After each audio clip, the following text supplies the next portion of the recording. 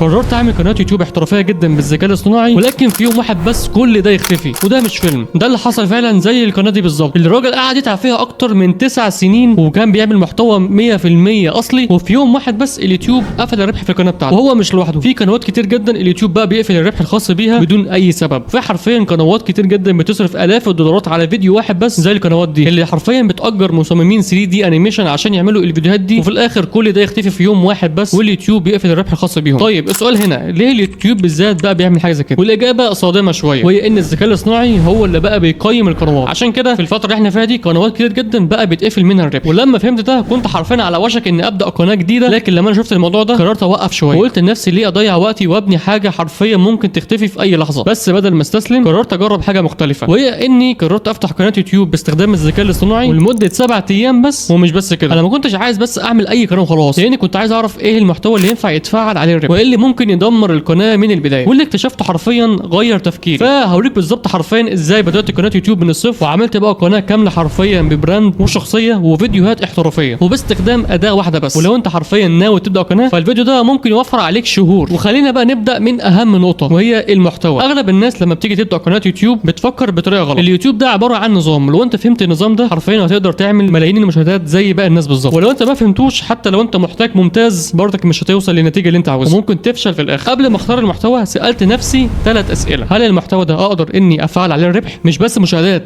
لكن حرفيا فلوس حقيقيه. وكمان تاني حاجه، هل اقدر ابني عليه براند؟ يعني هل الناس ممكن ترتبط بشخصيه معينه او بشكل معين وبهويه واضحه؟ والاهم من ده كله، هل اقدر ابيع من خلاله؟ وده حرفيا اهم سؤال محدش بيهتم بيه. الناس العاديه بتفكر انها ازاي تعمل مشاهدات بس، اما الناس المحترفه بجد هي اللي بتفكر ازاي تعمل فلوس من المشاهدات دي. وبعد بحث طويل جربت كذا فكره وحللت قنوات كتير، ولقيت ان في نوع واحد بس من المحتوى بيعمل الثلاثه مع بعض، والمحتوى ده كان تطوير النفس. انا عارف انت اول ما سمعت المحتوى ده قلت ان ده محتوى عادي وان ما فيهوش حاجه مميزه، لكن لما انا دخلت اعمق شويه في المحتوى ده اكتشفت حاجه خطيره جدا. المحتوى ده مش بس بيجيب مشاهدات، ده حرفيا بيبني جمهور كامل بيثق فيك ومستعد انه يدفع فلوس. تخيل كده، عندك قناه بتقدم قناه محتوى تحفيزي، وبعد فتره بقى الجمهور بدا ان هو يثق فيك بدرجه كبيره جدا. ساعتها بقى تقدر تعمل ايه؟ انك تبيع كتاب عن تطوير النفس، سواء بقى كتاب حرفيا ملموس او كتاب الكتروني، حتى كمان لو بسعر بسيط. ولو مثلا نفترض ان في 1000 واحد بس قرر انه يشتري الكتاب ده، فانت حرفيا ممكن تعمل اكتر من نص مليون جنيه. انت بتتكلم حرفيا في ارقام كبيره جدا، سواء بقى ايه تبيع منتجات على امازون او تبيع كتب الكترونيه او انك تعمل براند كامل وتبيع من خلاله تيشيرتات خاصه بيك. وهنا بقى ساعتها فهمت ان انا مش مجرد بس بعمل قناه يوتيوب، انا ببني بيزنس كامل بالذكاء الاصطناعي، وان القناه حرفيا مجرد البدايه، لكن الفلوس الحقيقيه هي اللي بتيجي اللي من ورا القناه. بس بقى كان في تحدي كبير، هو اولا ازاي اعمل محتوى عن تطوير النفس بشكل مختلف جدا وان اقدر افعل عليه الربح، وكمان يخلي الناس تقف وتتفرج لحد الاخر. والاجابه كانت في حاجه واحده بس، هي الشخصيه. القنوات اللي هي بتنجح بجد مش بتنجح بسبب مثلا المحتوى، لكن بتنجح بسبب الشخصيه. انت ممكن تقدم نفس الفكره نفس الكلام ونفس كل حاجه، ولكن في الاخر شخص واحد بس هي اللي الناس هتفتكره. وقتها بقى بدات اسال نفسي سؤال: ليه اكون انا الشخصيه وانا اقدر اعمل شخصيه كامله بالذكاء الاصطناعي بطريقه احترافيه جدا وكمان مميزه؟ والصراحه بدات ادور على قنوات نجحت بنفس الفكره بالظبط،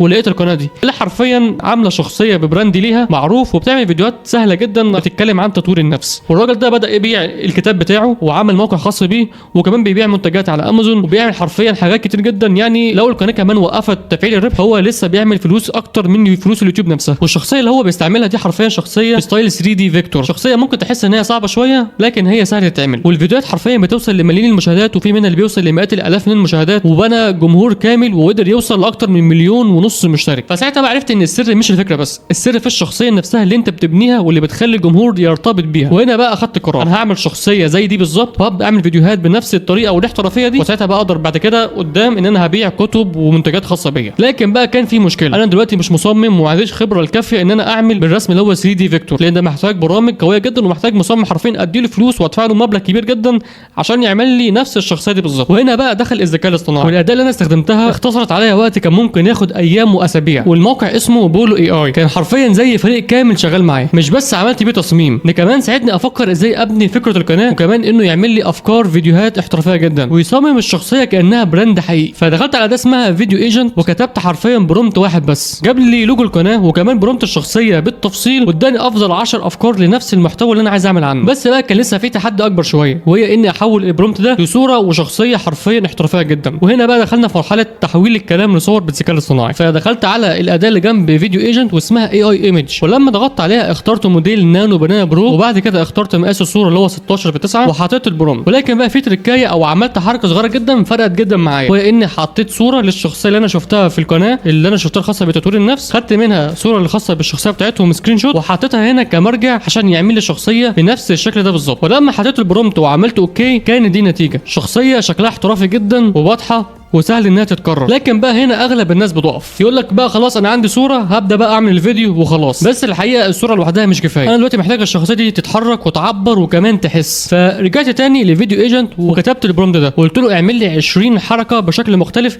زي مثلا وهو سعيد وهو حزين وهو مثلا كمان بيتمرن. ولما عملت اوكي جاب لي حرفيا اكتر من 20 برومبت بحركات واشكال مختلفه. ولما خدت اول برومبت ودخلت على اي ايمج حطيت نفس الصوره الخاصه بالشخصيه اللي انا عملتها وحطيت البرومبت ده. ولما بقى عملت بنفس الموديل تاني اللي هو موديل نانو بنانا برو والمقاس 16/9 وعملت اوكي كانت دي النتيجه. حول لي الصوره لنفس الشخصيه لصوره مشابهه ليها تماما ولكن هو بيعمل حركه مختلفه. وفي اقل من ساعه كان عندي مكتبه كامله لاكتر من 50 صوره حرفيا بنفس الشخصيه بتعمل تحركات مختلفه جدا، زي مثلا هو حزين وهو بيتمرن وهو مكتئب وكل التحركات والتعبيرات اللي انا عايزها. بس بقى كان لسه في حاجه ناقصه، اني احول كل الصور دي لفيديوهات بالذكاء الاصطناعي. فدخلت على اي ايمج وبعد كده ضغطت على الموديلات وكان في حرفيا موديلات كتير جدا زي بقى سيدنس 2.0 وكلينج اي وفيو 3 وكل الموديلات اللي انت عارفها. فاخترت موديل سيدنس 2.0 اخترت مقاس الفيديو 16/9 وحطيت الصوره والبرومبت الخاص بيها. ولما عملت اوكي كانت دي النتيجه. بس مش ده اللي خلى النتيجه احترافيه جدا، انا استخدمت اداه في الموقع اسمها فريم ترانزيشن ودي تخليني اقدر احط فريم بالصوره الاول وفريم بالصوره الثاني واربطهم ببعض عشان الموضوع يكون احترافي اكتر. ولما جيت جربت احط اول صوره من اول مشهد والصوره اللي بعدها في المشهد اللي بعده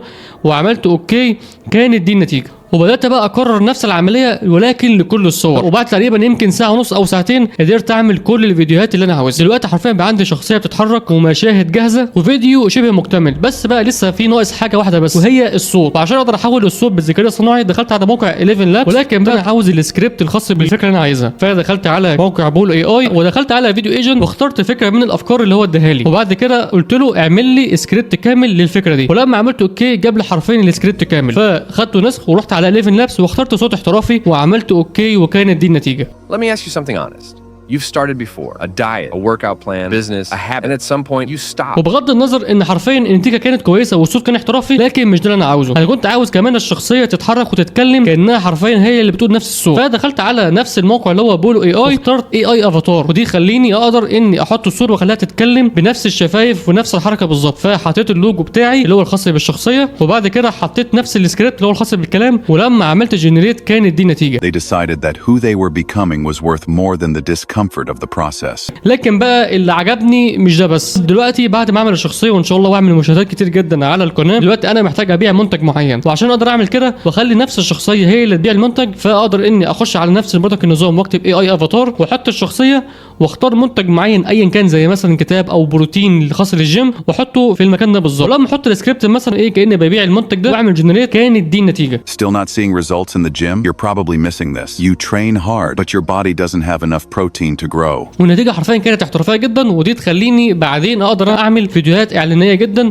لمنتجات مختلفه. ولقيت بقى ادوات كتير جدا موجوده في الموقع زي مثلا احط الشخصيه دي واقدر اني اختار تحركات مختلفه بشكل احترافي جدا. لو لما حطيت الشخصيه واخترت الفيديو وعملت جنريت كانت دي النتيجه. وبكده حرفيا انا مش بس بعمل قناه يوتيوب عاديه خاصه بالذكاء الاصطناعي عن تطوير النفس، انا حرفيا ببني سيستم وبزنس كامل. بعد كل ده دخلت على برنامج كاب كات وبعد كده حطيت الفيديوهات بالترتيب اللي هي ملائمه للسكريبت اللي انا عملته وكانت دي النتيجه النهائيه. Let me ask you something honest. You've started before, a diet, a workout plan, a business, a habit, and at some point you stopped. Not because you failed, not because you weren't capable, but because it got hard and nothing was happening yet. Here's what nobody told you. You quit 5 feet from gold every single time. And today I'm going to show you exactly why that happens. And more importantly, how to make sure it never happens again. There's a concept in biology. فيديو احترافي بشخصيه براند وصوت قوي وكمان امكانيه للبيع. فيا رب اكون ساعدتك وما تنساش اللايك والاشتراك وشكرا على المشاهده ويا رب الفيديو يكون عجبكم وسلام.